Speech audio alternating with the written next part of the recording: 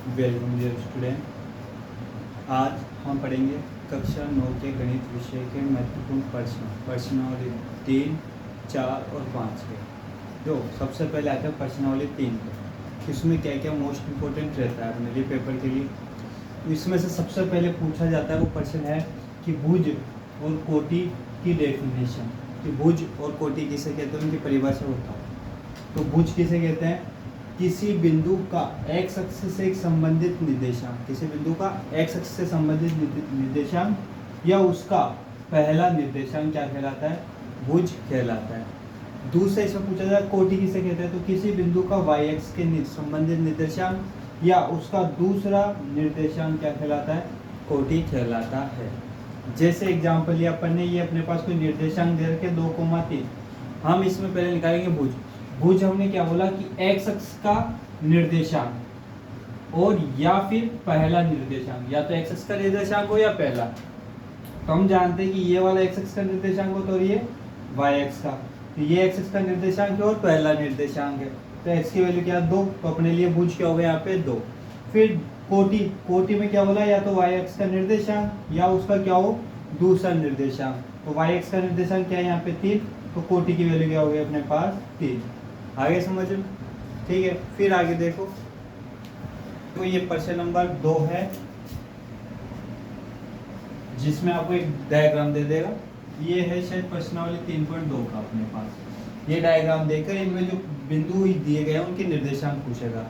ठीक है, तो ये एक डायग्राम दे रखा है ग्राफी रूप में। पहला पूछा गया है इसमें कि बिंदु बी के निर्देशांक। तो इसमें देखो बिंदु बी कहाँ पे है, ये रहा बिंदु बी। अब इसके निर्देशांक, तो निर्देशांक में पहला आता है x की वैल्यू, फिर आती है दूसरी y की वैल्यू। तो निर्देशांक में देखो b कहाँ पे मिल रहा है, x की लाइन पर -5 पे और y की लाइन पर 2 पे। तो b के निर्देशांक क्या होंगे, -5,2। आगे समझ में? फिर दूसरा बोला c के निर्देशांक। c देखो कहाँ है, ये रहा। अब x की लाइन पे कहाँ मिल रहा है 5 पे और y की लाइन पर -5 पे। तो इसके निर्देशांक क्या होंगे 5,-5। ठीक है। फिर तीसरा बोला गया है कि बिंदु -3, -5 का बिंदु कौन सा है, निर्देशांक -3, 5 का। तो निर्देशांक -3 है, x की वैल्यू -3 और y की वैल्यू -5। तो x की वैल्यू -3 ये रहा, y की वैल्यू -5। तो जो दोनों कहाँ पे मिल रहे हैं, बिंदु ई पर। तो इस निर्देशांक का बिंदु कौन सा होगा, बिंदु ई। ये अपना क्या हो गया आंसर। फिर अपने पास बोला गया निर्देशांक 2, -4 का। तो x की वैल्यू 2 और y की वैल्यू -4। तो कौन सा बिंदु है, G। तो इसका आंसर क्या हो गया, बिंदु G के निर्देशांक है 2, -4। फिर बोला गया D का भुज। अभी हमने देखा पहले प्रश्न में कि भुज क्या होता है अपने पास, x का मान या x के निर्देशांक। तो भुज, तो पहले तो देखो D के निर्देशांक निकालो। x की लाइन पे कहाँ टच कर रहा है, 6 पे, और y की लाइन पे कहाँ टच कर रहा है, ये 2 पे। x की लाइन पे 6 पे, y की लाइन पे 2 पे। तो x की जो वैल्यू होती है उसे हम क्या कहते हैं, भुज। तो अपने पास d का भुज क्या आ गया 6। फिर बोला गया h की कोटि। h देखो क्या है, h ये रहा अपने पास।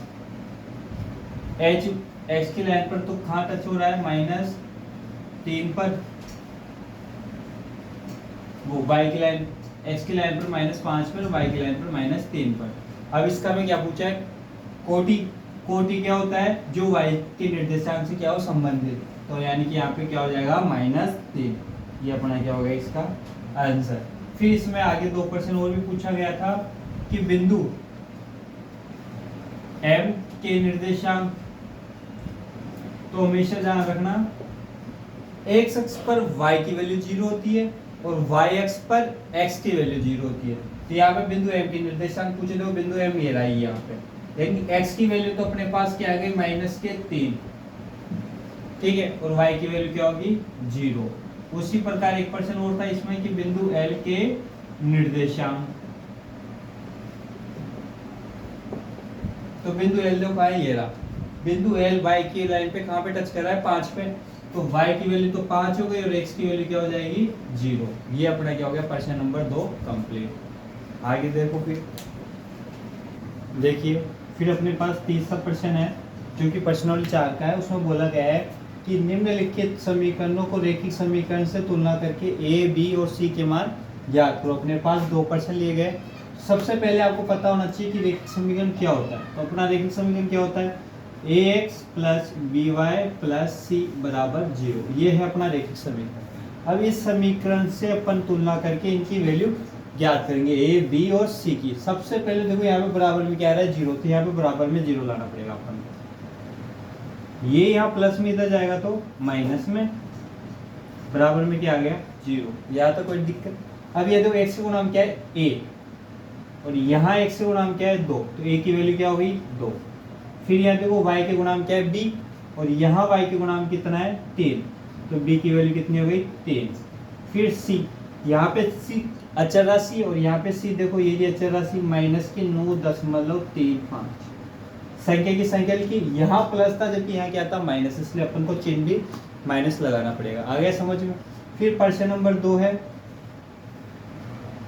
उसको देखो आप, हमें वही बराबर में 0 लाना है। तो ये यहाँ प्लस में इधर जाए किस में हो जाएगा माइनस में, ये अपने पास 0 आ गया। ये तो x से गुणांक क्या है a, यहाँ पे a। अब यहाँ x से गुणांक कुछ भी नहीं है, तो जब कुछ भी नहीं हो तो क्या मानना है 1, तो a की वैल्यू क्या होगी 1। और फिर यहाँ y के गुणांक क्या है b, और यहाँ y के गुणांक क्या है माइनस के 3। और c, इसमें c अचर राशि है, तो यहाँ पे c कुछ भी नहीं है तो क्या मानोगे यहाँ पे 0। तो a b c तीनों के मान आगे। क्या बोला गया है कि निम्नलिखित समीकरण के 4 हल ज्ञात कीजिए। हमें 4 हल ज्ञात करने, एक समीकरण दे रखा है। सबसे पहले इसको आप हल के अंदर, इसको सबसे पहले समीकरण नंबर 1 मानोगे, ठीक है। फिर लिखोगे आप समीकरण 1 में x बराबर 0 रखने पर, कि हमें 4 हल ज्ञात करने, तो x 2 इंटू एक्स की जगह 0 प्लस वाई बराबर 7, तो 2 को 0 से गुणा करेंगे 0 प्लस वाई बराबर 7, तो y बराबर कितना आ गया 7। दूसरा एक हल तो आ गया अपने पास। दूसरा समीकरण 1 में x बराबर 0 रखा, आपकी बार x बराबर क्या रखेंगे 1 रखने पर 2 इंटू 1 प्लस वाई बराबर 7, तो 2 एकम 2, 2 यहाँ प्लस में इधर जाएगा तो माइनस में, और 7 में से 2 गया तो y की वैल्यू क्या आ गई 5, ठीक है। 2 आ गए। फिर तीसरा देखो यहाँ से, इस समीकरण 1 में अब की बार आपने x बराबर 0 रखा, y बराबर क्या रखा 1। अब आप रखोगे x बराबर y बराबर 0 रखने पर, आप चाहो तो x बराबर भी रख सकते हो, लेकिन अपन y बराबर रख के देखेंगे।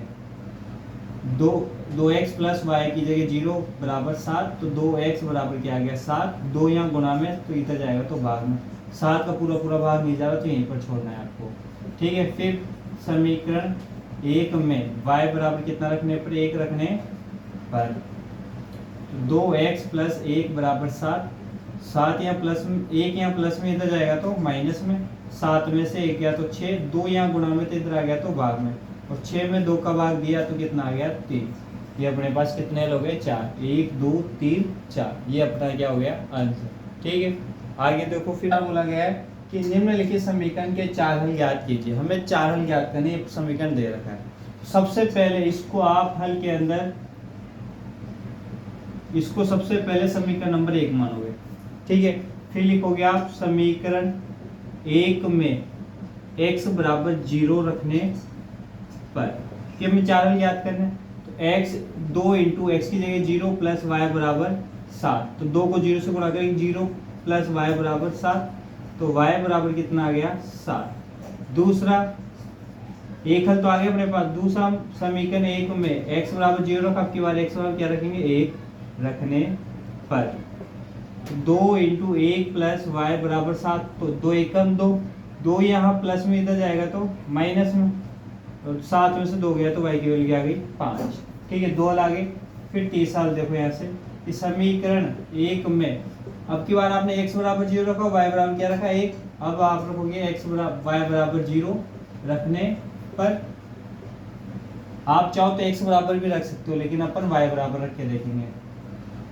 2x प्लस वाई की जगह 0 बराबर 7, तो 2x बराबर क्या आ गया 7। 2 यहाँ गुणा में तो इधर जाएगा तो भाग में, 7 का पूरा भाग नहीं जा रहा तो यहीं पर छोड़ना है आपको, ठीक है। फिर समीकरण 1 में y बराबर कितना रखने पर 1 रखने पर 2x प्लस 1 बराबर 7, 7 यहाँ प्लस में 1 यहाँ प्लस में इधर जाएगा तो माइनस में, 7 में से 1 गया तो 6, 2 यहाँ गुणा में तो इधर आ गया तो भाग में, और 6 में 2 का भाग दिया तो कितना आ गया 3। ये अपने पास कितने एल हो गए 4, 1 2 3 4, ये अपना क्या हो गया आंसर। ठीक है, आगे देखो फिर